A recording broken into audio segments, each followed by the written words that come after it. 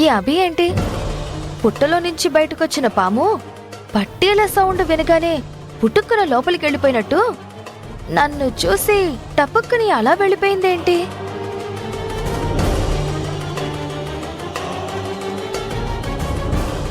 నన్ను చూసి ఆ అభి కంగారు పడిందంటే ఏదో చేయబోతుంది.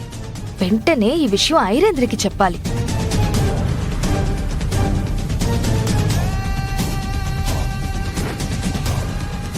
ఈ లలిత చూసేసింది. ఖచ్చితంగా ఐరేంద్రికి చెప్తుంది. ఎవరికంటా పడకుండా ఆ బ్లాక్ మెయిలర్ దగ్గరికి వెళ్దామనుకుంటే కుదిరేలా లేదే. ఇప్పుడేం చేయను?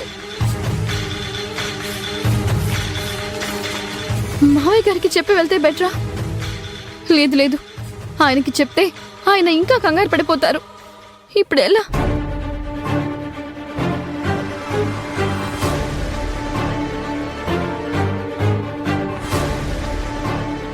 ఆహా,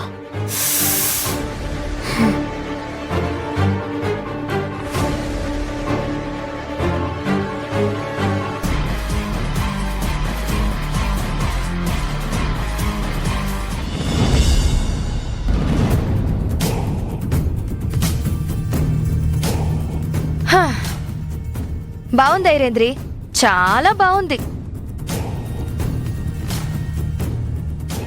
ఒక పక్క కుండపోత వర్షం కురుస్తుంటే మరో పక్క కాకరకాయ వడియాలు ఎక్కడ ఎండబెడదామా అని చూసినట్టు హ్యాపీగా కూర్చుని నువ్వు కాఫీ తాగుతున్నావు.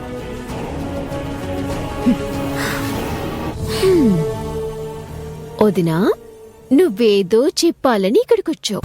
ముందు ఆ అసలు మ్యాటర్ ఏంటో చెప్పకుండా కుసల్ మ్యాటర్ చెప్తావేంటి?